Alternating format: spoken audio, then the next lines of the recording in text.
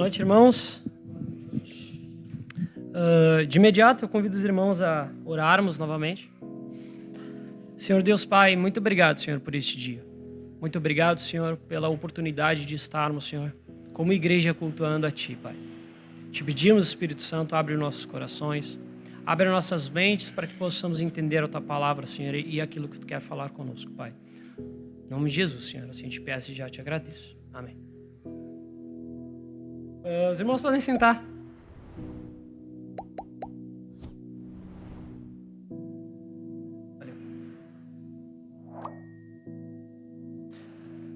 Hoje a gente dá um start, um início a uma nova série de pregações que se chama Igreja é Tudo Igual?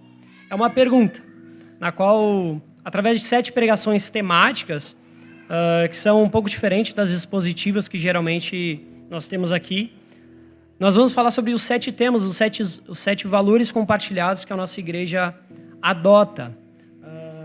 Pode colocar ali? Os 7 valores são teologia reformada, é o primeiro. Segundo, doutrina e pregação centradas no evangelho. Continuacionismo ou continuismo. Liderança complementar no lar e na igreja. Igreja governada por presbíteros. Plantação de igrejas, evangelização e missões globais. Unidos em comunhão, missão e governança. São 7 valores que nós vamos ter uma pregação para cada um dos valores. Pregações temáticas que, porventura, se algum pregador for expor, então será expositiva também. Hoje eu vou falar um pouquinho sobre teologia reformada. Vocês podem ver que no boletim de vocês não tem exatamente um texto de referência, porque como é uma pregação temática, a gente não abre o texto e expõe o texto, mas nós nos utilizamos das escrituras também para basear aquilo que nós vamos ver. Hoje é teologia reformada. Eu até conversei com alguns irmãos e perguntei, tá, mas para vocês, o que é teologia reformada?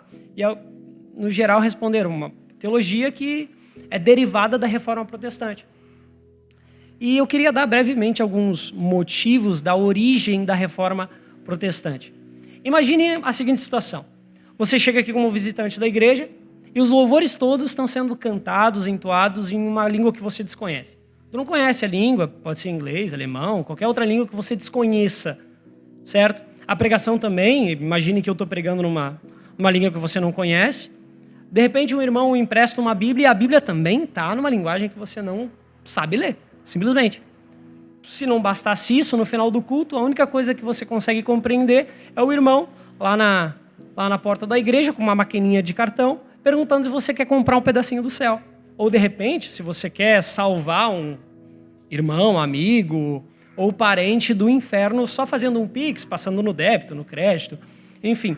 Claro, estou contextualizando, mas era mais ou menos assim que era antes da Reforma Protestante. As missas elas eram em latim.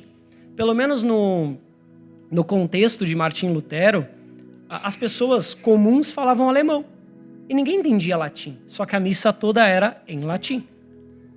Inclusive, a Igreja Católica Romana, depois da Reforma Protestante, ela se recusou formalmente como instituição a trocar a língua do culto. Eles acreditam, ou acreditavam, enfim, que o culto e os efeitos graciosos do culto público, ele não dependia da compreensão humana, mas simplesmente do fazer, do batismo, da Eucaristia, da pregação, de qualquer louvor, enfim, não dependia da compreensão humana. Era como se eu estivesse pregando aqui e não me importando se você está entendendo ou não, porque de maneira supostamente espiritual você receberia esses efeitos em seu coração. As Bíblias elas eram em latim. A Igreja Católica ela acreditava que, como as pessoas comuns não teriam capacidade de entender o que está escrito, então não precisa traduzir. Inclusive, no próprio catecismo da Igreja Católica, a função de interpretar autenticamente a Bíblia é só do magistério da igreja. Até hoje, o catecismo da Igreja Católica, se você colocar no Google, está lá, que é somente ao magistério da igreja. As Bíblias elas eram também em latim. E daí entra na questão mais doutrinária. A salvação por obras. Eles pregavam salvação não somente por fé, que é o que nós acreditamos. Eles acreditam que o homem, está no catecismo da Igreja Católica também, o homem é salvo pela fé, mas pelo batismo e pelo cumprimento dos mandamentos. Só que veja, isso é meio incoerente. Porque se eu pego biblicamente, não tem como eu ser salvo pelo cumprimento dos mandamentos a partir do momento que a lei é que me condena. E todo dia nós sabemos que nós descumprimos a lei através do nosso pecado. Ou seja, não há salvação. Não existe salvação por cumprimento, só condenação. Então, o que isso resulta nas indulgências? Que é a compra da salvação, através de dinheiro. Existe até uma frase que um dos vendedores dessas indulgências, ele dizia que a cada moeda que cai nos cofres da igreja, uma alma é retirada do inferno. Para vocês entenderem o tamanho do absurdo. Inclusive, Martim Lutero, nas suas teses, ele questiona: se porventura alguém tem a possibilidade e o poder de retirar alguém do inferno, uma alma piedosa, por que faz isso por dinheiro e não por amor? Por que faz isso por dinheiro e não por amor? Era um dos questionamentos de Martim Lutero nas suas 95 teses, quando ele pregou na porta de Wittenberg as suas teses. E assim nasce, então, a Reforma Protestante e a teologia reformada. O movimento reformado, nominalmente dizendo, ele nasce um pouco depois, na Suíça, através de um outro teólogo. Então, eles são conhecidos como movimento reformado. Esse movimento, depois, ele é anexado a João Calvino. E então chega a nós hoje de uma maneira um pouco mais reducionista. Através dos séculos, depois da Reforma Protestante, foi surgindo algumas igrejas, como os metodistas no século XVIII, os pentecostais no século XX. Então, são igrejas com teologia mais próprias, não necessariamente derivadas da Reforma Protestante. Então, o termo calvinista e reformado ele foi ficando um pouco mais reduzido. E hoje, o que nós consideramos reformados é, sim, eu vou trabalhar com vocês um pouco mais a questão de uma definição mais resumida do que é teologia reformada ou um cristão reformado. O meu objetivo é fazer com que você saiba o que é uma igreja reformada, o que é um cristão reformado. Quando alguém perguntar para você, você vai saber. Aqui eu pego uma definição que é do nosso reverendo Augustus Nicodemos. Eu acho que deve ser a mente e a cara mais famosa da teologia reformada no Brasil hoje. Ele define em alguns itens. O primeiro seria a subscrição, ou seja, a concordância com uma das confissões de fé grandes que são derivadas da Reforma Protestante. Por exemplo, os presbiterianos, eles subscrevem a confissão de fé de Westminster. É uma confissão de fé grande derivada da Reforma Protestante. A nossa igreja em si, ela não subscreve, mas ela é muito influenciada por essas outras confissões. Outra característica de um cristão ou uma igreja reformada é a adoção e a ênfase nos 5 slogans da Reforma Protestante, que são somente a fé, somente a graça, somente Cristo, somente as Escrituras e glória somente a Deus. Sendo esses 5 solas um grito justamente contra todas as teologias católicas que haviam naquela época e até hoje, né? O outro ponto, outra característica de um cristão reformado é a ênfase e a adoção dos 5 pontos do calvinismo, as doutrinas da graça, que é a maneira como nós enxergamos que Deus salva o homem. É a doutrina da salvação, depravação total, eleição incondicional ou predestinação, expiação limitada ou definida, graça irresistível, perseverança dos santos. São alguns termos e a gente vai trabalhar um pouquinho, acho que vai ficar um pouco mais claro. Por fim, um cristão reformado é aquele que tem um apego e um amor às Escrituras. É um cristão que crê numa pregação bíblica simples, num culto simples, compreensível, uma igreja com culto simples, compreensível às pessoas, com a Bíblia acessível a todos. E agora sim, eu gostaria que os irmãos abrissem as suas Bíblias em Efésios capítulo 2, versículos de 8 e 9. Eu gostaria de trabalhar alguns textos com os irmãos sobre os 5 solas. Efésios capítulo 2, versículos 8 e 9. Vamos levantar para ler a palavra de Deus?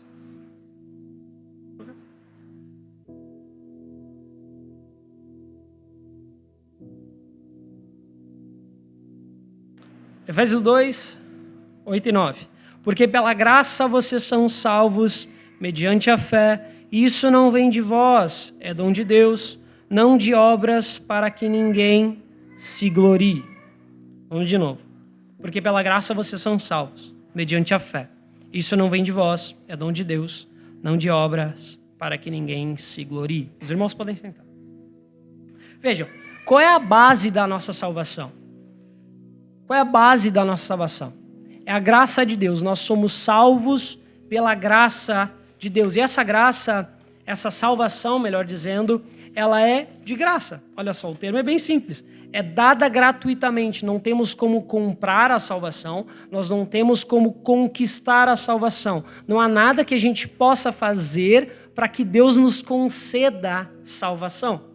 A salvação, ela é dada de graça e ela é acessada pela fé. Como diz o texto. Porque pela graça vocês são salvos, mediante a fé. Só que olha a continuação. Isto não vem de vós. Mesmo a fé e a graça, elas não vêm de nós. A graça e a fé que Deus nos dá, ela vem do próprio Deus. É dado gratuitamente. A fé que nós temos em Deus, aquilo que nós temos no nosso coração que faz com que a gente creia em Deus, que é a fé, ela é dada pelo próprio Deus. Ela não origina no nosso coração. Nós não temos como originar uma fé que creia e que queira a Deus. Até mesmo essa fé, ela é dada por Deus. E a fé é esse instrumento para que a gente possa receber a salvação que foi efetivada pela graça em Cristo Jesus. Então a gente entra para o terceiro sola, que é o somente Cristo. Nós vimos nesses 2 versículos de Efésios, somente a graça, somente a fé. Agora somente Cristo. Atos 4:12, se vocês quiserem abrir. Atos capítulo 4, versículo 12. E não há salvação em nenhum outro, porque debaixo do céu não existe nenhum outro nome dado entre os homens pela qual importa que sejamos salvos. Não há salvação em nenhum outro, porque debaixo do céu não existe nenhum outro nome dado entre os homens pela qual importa que sejamos salvos. O mérito da salvação, ele é de Cristo. Nós somos salvos por Cristo e não importa nenhum outro nome quando trata de salvação, não importa qualquer outro nome, seja de um grande pastor, um grande teólogo, ou qualquer um que fala, não, a salvação é por mim, ou a salvação é por outro mediador. A própria Igreja Católica Romana acredita que Maria é mediadora, mas vejamos o texto, não há salvação em nenhum outro. Não existe outro nome que importa quando nós falamos em salvação. Somente Cristo, ele recebe este crédito, e somente Cristo, ele se entrega pela nossa salvação, ele se sacrifica em nosso lugar, certo? Agora, um dos solas, talvez o mais importante, ou o grito mais alto da Reforma Protestante, é o sola Escritura, sem dúvida. Somente as Escrituras.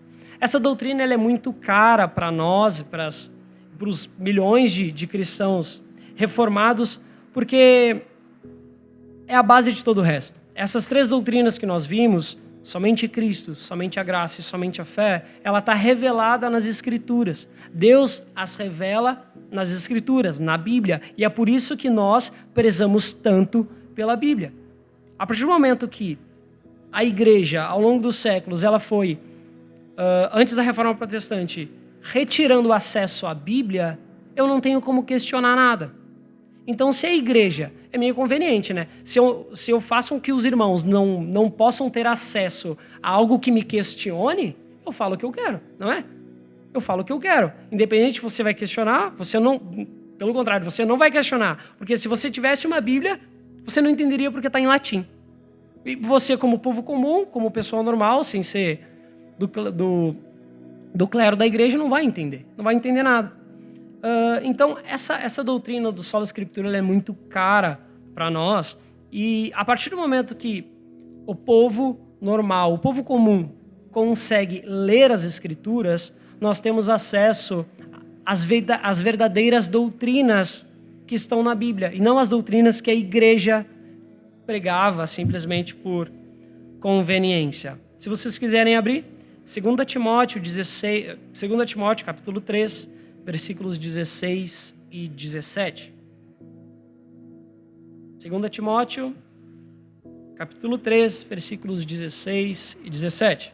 Toda a escritura é inspirada por Deus e útil para o ensino, para a repreensão, para a correção, para a educação na justiça, a fim de que o servo de Deus seja perfeito e perfeitamente habilitado para toda boa obra. Eu gostaria de gastar um pouquinho mais de tempo nesse solo, porque eu acredito que ele é a base de todo o resto. As escrituras, elas têm que ser autoridade na nossa vida.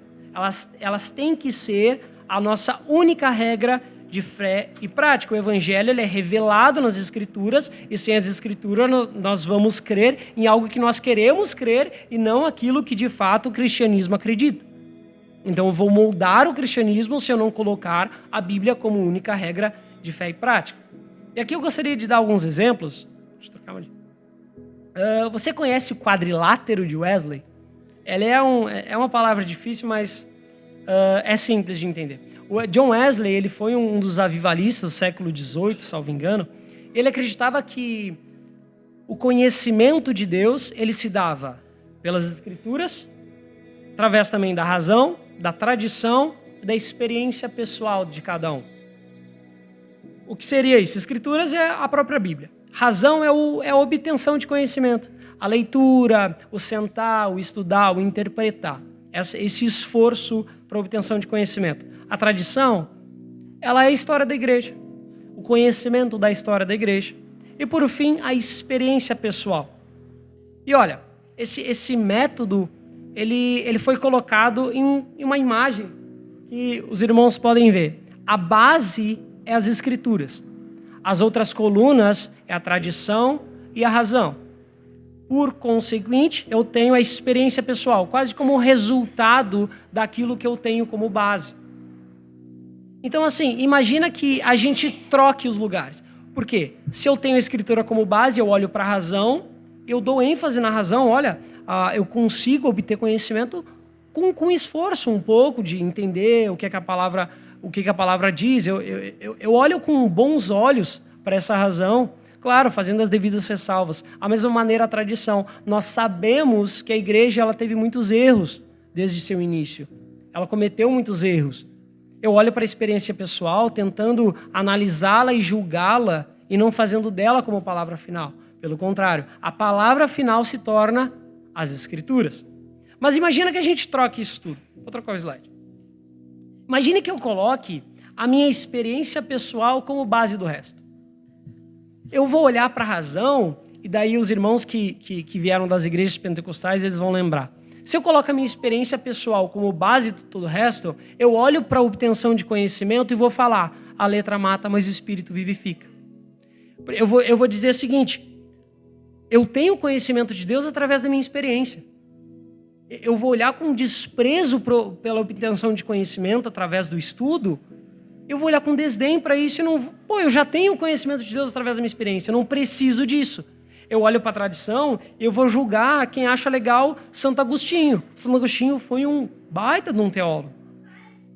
E eu olho para ele com desdém porque eu não quero reconhecer que houveram pessoas antes de mim ou que pessoas encontraram Deus através da Escritura, sendo que eu encontrei Deus supostamente pela minha experiência pessoal. E esse ponto ele é muito importante porque as pessoas muitas vezes elas ignoram textos que julgam a sua experiência e fica por isso. Eu não busco na Bíblia analisar e julgar as minhas experiências, pelo contrário, eu busco validá-las através de textos e ignorar outros que julgam essa mesma experiência. Eu uma vez na igreja anterior, onde a gente congregava, eu estava num certo tipo de crise, questionando, olha, na nossa igreja é feito assim, na Bíblia está escrito assim, por quê? E depois de muito perguntar, eu conversei com um casal, e depois de vários argumentos que eu não conseguia me convencer muito, a conclusão da conversa foi, a prática acaba com o que está escrito. Isso é muito perigoso. A prática acaba com o que está escrito. É basicamente eu dizer, olha, o que eu faço simplesmente acaba com o que está escrito, então eu não preciso da Bíblia. Porque se eu tenho a minha prática, eu não preciso do resto.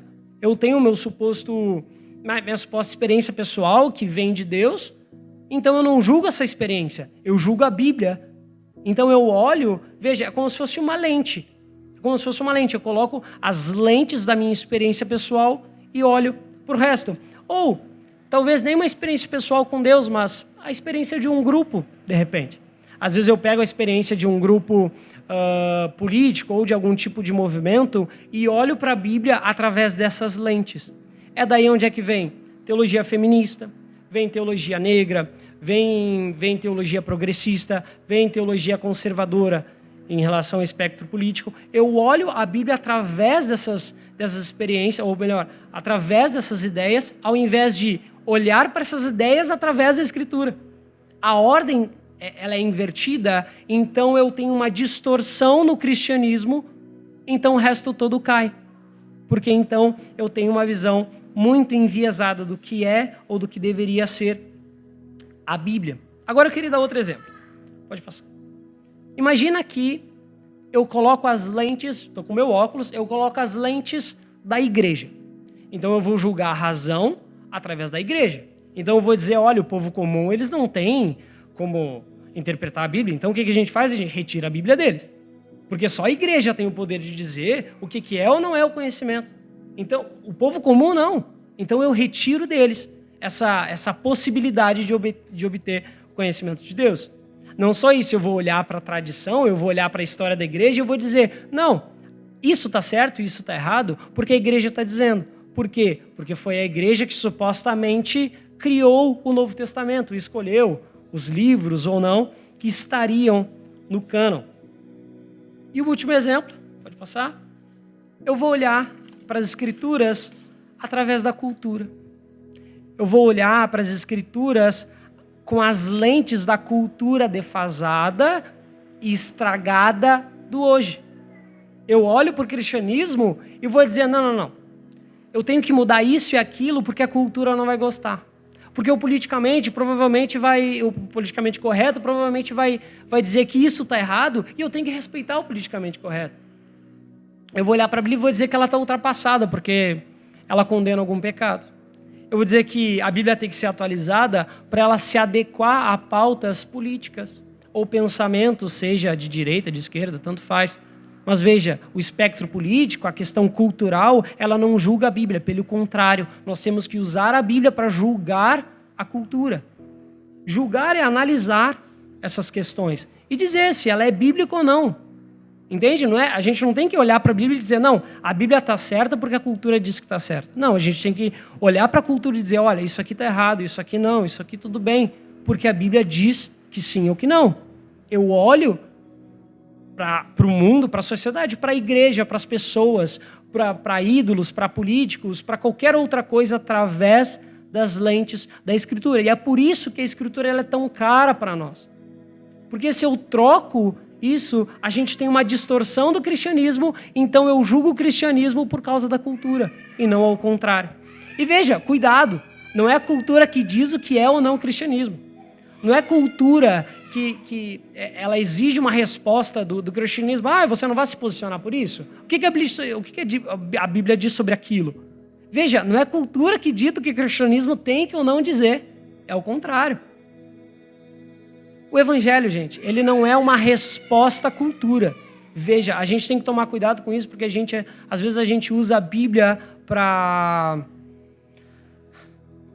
A gente usa a Bíblia como validação para os nossos pensamentos e não o contrário. E o Evangelho não é uma resposta para isso. O Evangelho é uma resposta para o problema do pecado em nós. O Evangelho, e essa é uma definição que eu peguei do nosso pastor, o Evangelho é a boa notícia de que Deus, através de Cristo Jesus, salva pecadores como eu e você, como nós. E um dia esse mesmo Jesus, ele vai voltar e restaurar esse mundo todo e reinar para sempre. Então, sim, essa é a nossa esperança. E essa esperança, ela é revelada nas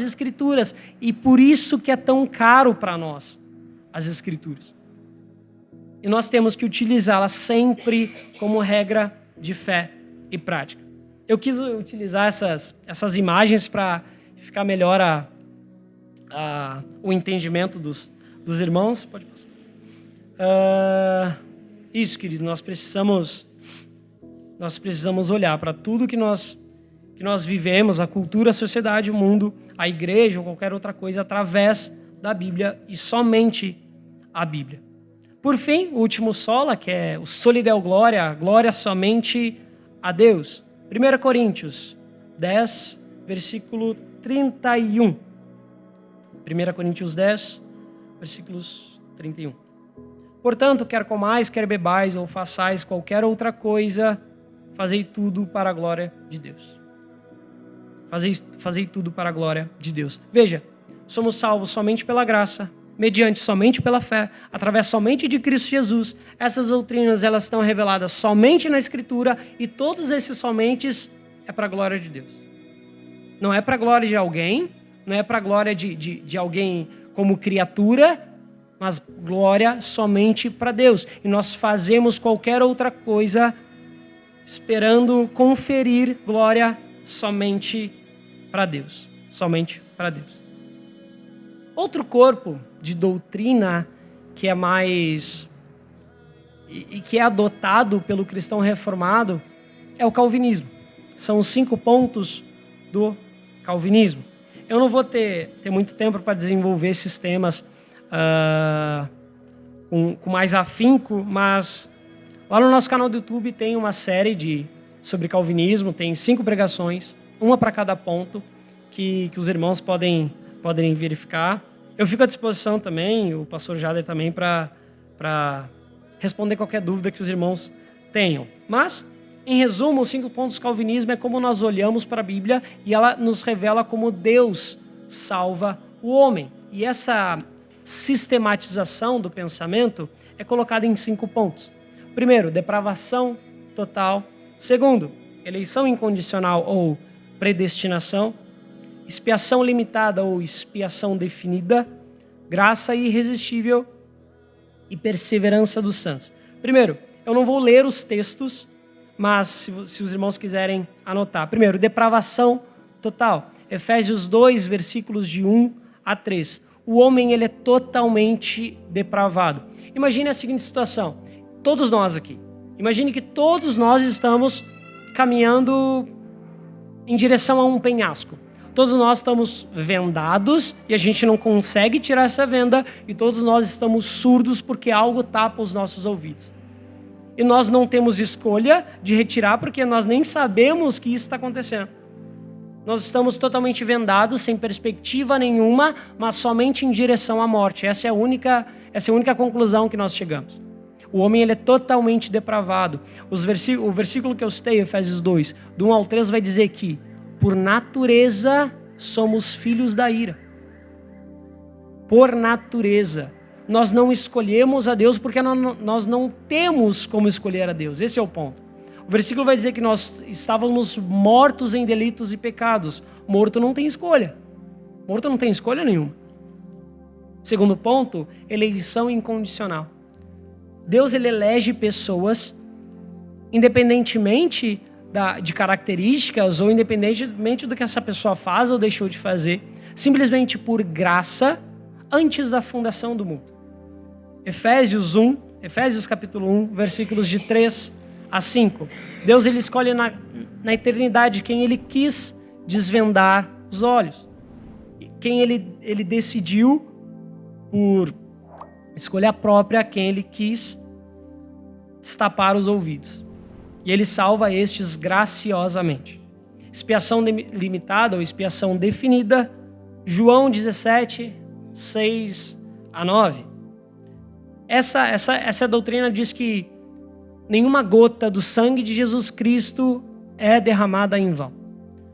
Muitas pessoas, elas acreditam, e muitas igrejas acreditam assim também, mas nós não, que Jesus, ele morre dando a possibilidade das pessoas se salvarem. Então, você tem como escolher ou não a Deus, porque o sacrifício de Cristo supostamente abre a porta para que as pessoas escolham ou não um caminho certo ou não. É como se Cristo morresse para dar uma possibilidade de se salvar ou não. Então você chegaria no céu e diria, não, graças a mim, porque eu que escolhi a Cristo, e não Ele que me escolheu. Mas nós não acreditamos nisso.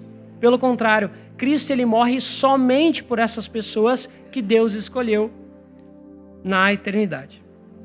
Graça irresistível, esses eleitos, eles não conseguem resistir à graça de Deus. Jeremias 24, 7. Jeremias, capítulo 24, versículo 7. O Espírito Santo, ele faz uma cirurgia espiritual. Ele retira o nosso coração, que é de pedra, e coloca um coração de carne, que agora pode adorar a Deus e crer em Deus. E é nesse momento onde ele coloca a fé, que a gente viu no capítulo 2 de Efésios, ele coloca essa fé no nosso coração, através dessa troca, dessa cirurgia. E por último, acho que uma das doutrinas mais lindas que temos, e aqui eu gostaria de fazer eu gostaria que os irmãos abrissem as suas Bíblias em Romanos 8, versículos 34 a 39. Romanos 8, 34 a 39. Essa é a doutrina da perseverança dos santos. Se vocês se lembrem, o pastor Jader ele falou sobre essa doutrina na semana passada. E ele leu esse texto também. Romanos, capítulo 8, versículos 34 ao 39. Quem os condenará? É Cristo Jesus quem morreu, ou antes, quem ressuscitou, o qual está à direita de Deus e também intercede por nós. Quem nos separará do amor de Cristo? Será tribulação, ou angústia, ou perseguição, ou fome, ou nudez, ou perigo, ou espada? Como está escrito, por amor de ti, somos entregados à morte o dia todo. Fomos considerados como ovelhas para o matadouro. Em todas essas coisas, porém, somos mais que vencedores, por meio daquele que nos amou, porque eu estou bem certo de que nem morte, nem vida, nem os anjos, nem os principados, nem as coisas do presente, nem do porvir, nem os poderes, nem a altura, nem a profundidade, nem qualquer outra criatura poderá separar-nos do amor de Deus que está em Cristo Jesus, nosso Senhor. Irmãos, o mesmo Deus que nos elegeu, o mesmo Deus que faz essa cirurgia de coração, é o Deus que vai fazer com que esses eleitos, eles perseverem até o fim. É Ele quem vai nos dar a força de perseverar até o fim, até que Ele volte ou até que Ele nos chame. Essa é a doutrina da perseverança dos santos, e essa é a doutrina da segurança da salvação. Talvez seja a doutrina mais bonita que nós cremos como calvinistas nesse sentido. Lembrando das cinco pregações que tem lá no nosso canal do YouTube sobre cada ponto do calvinismo, e você pode ir lá assistir e se aprofundar um pouco mais. Por fim, naturalmente, outras características de um cristão reformado é o apego às escrituras, como eu já disse, uma fé ancorada nessas escrituras. Uma igreja reformada é uma igreja com uma pregação bíblica centrada no evangelho, com um culto simples, compreensível, uma liturgia simples, voltada para que Deus seja louvado e não que o homem seja glorificado. Então, nós não temos elementos que exaltem homens, nós só temos elementos no nosso culto que exaltem a Deus. Então, por resumo, quando alguém lhe perguntar o que é ser reformado, ou a sua igreja é reformada, tá, mas o que é isso? Você responde, nós cremos nos 5 solas e damos ênfase nisso. Nós cremos nas doutrinas da graça, no calvinismo. A nossa igreja é uma igreja com uma pregação centrada no evangelho. E a nossa igreja é uma igreja com culto simples. Essa é a definição mais simples sobre o que é ser reformado. E nós vimos aqui vários desdobramentos sobre isso. Por fim, gostaria de fazer algumas aplicações. Primeiro, a salvação é dada pela graça. Não há nada que nós possamos fazer para tentar comprar de Deus o seu amor. Não há nada que possamos fazer para que Deus nos dê isso pela nossa capacidade. A salvação ela é dada de graça, mediante a fé. E a fé e nada mais, não tem o que nós possamos fazer, não é por obras. Então, irmãos, Não tente salvar a si mesmo. Não tente salvar, não coloque isso no seu coração, porque você não vai ter paz. Assim como Martinho Lutero, você não vai ter paz. Mas lembre do mesmo texto que Martinho Lutero leu. Romanos capítulo 1, versículo 17. Justo viverá pela fé. Tenha fé em Cristo. Ore a Cristo para que Ele lhe dê essa fé. A salvação é somente pela graça e somente pela fé. Se você tentar conquistar ou comprar ou fazer votos, sacrifícios ou qualquer outra coisa que te mandarem fazer que não ter fé em Cristo, você vai se frustrar, meu amigo. Próxima, não coloque suas esperanças em ninguém além de Cristo. Apenas o nome de Cristo importa. Somente Cristo ele vai trazer paz para um mundo caótico. Somente Cristo ele vai trazer paz para um coração caótico que é o nosso. Não há político que resolva a situação, não há pessoa que consiga resolver essa situação que não Cristo Jesus. E essa é a lembrança que nós temos que ter. A nossa esperança está no Cristo que veio e virá, e não nos governos que passam e passam de 4 em 4 anos. Não é essa a nossa esperança. Coloque suas esperanças em Cristo. O Brasil não vai ser a nação cujo Deus é o Senhor. Não. Cada 4 anos, a cada legislatura, vai ter um Baal lá, vai ter um filho de Astarote, vai ser sempre alguém que é idólatra de alguma coisa e nenhum vai representar aquilo que devidamente Cristo somente representa. Nós temos que votar com desdém, com tristeza, porque nós não estamos votando em Cristo Jesus. Nós temos que voltar com tristeza, porque não é Cristo que está se elegendo.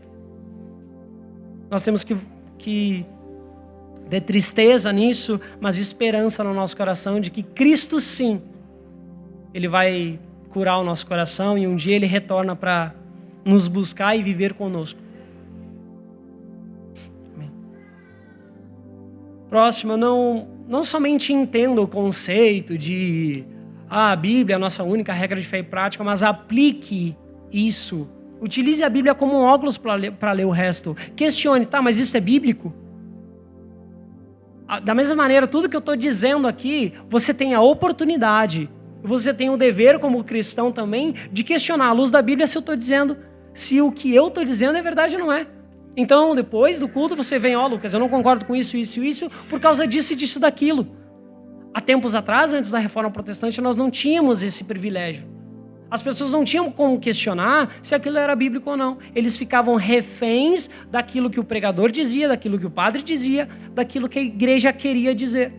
Hoje não. Hoje nós temos acesso, no Brasil pelo menos, à Bíblia 100%. De graça, na internet, enfim.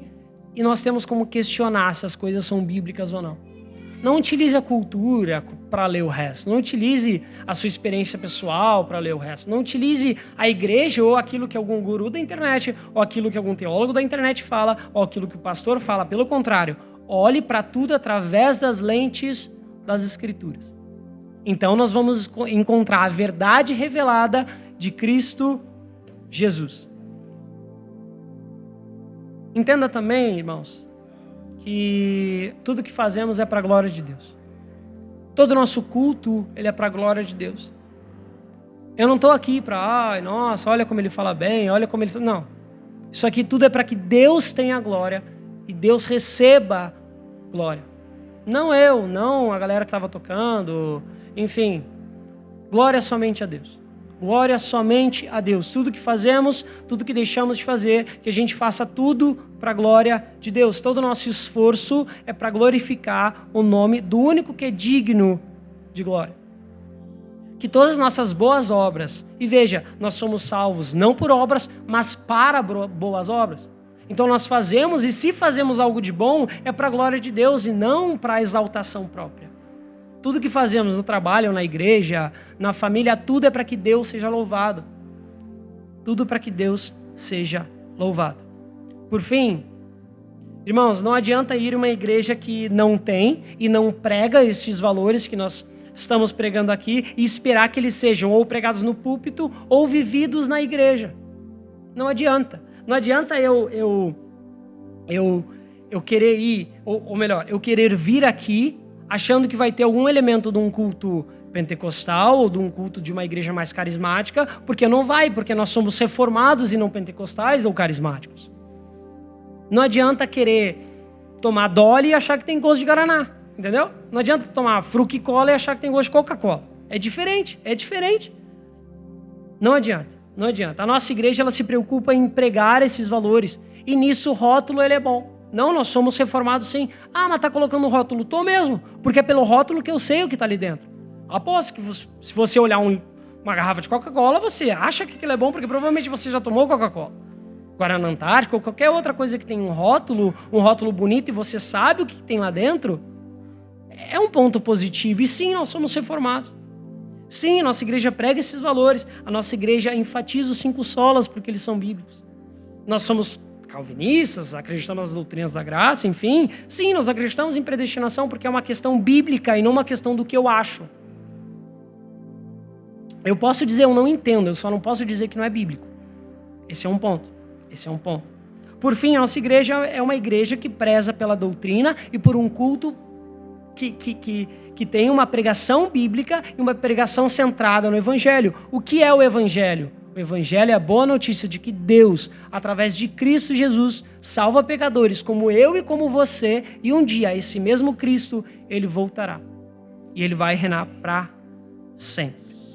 Que nós possamos não pregar o Evangelho, mas principalmente viver o Evangelho, acima de tudo isso. Viver para a glória de Deus. Em nome de Jesus. Vamos orar, irmãos? Senhor Deus, Pai, muito obrigado, Senhor. Muito obrigado, Pai, pela tua palavra, Senhor. Muito obrigado, Senhor, porque o Senhor se revelou a nós através da tua palavra. Muito obrigado porque nós temos acesso a ela gratuitamente. Muito obrigado, Senhor, pela tua salvação. Muito obrigado pela fé que o Senhor coloca em nossos corações. Muito obrigado, Senhor, porque o Senhor nos elegeu antes da fundação do mundo. Isso não é algo para nós nos vangloriarmos, Senhor.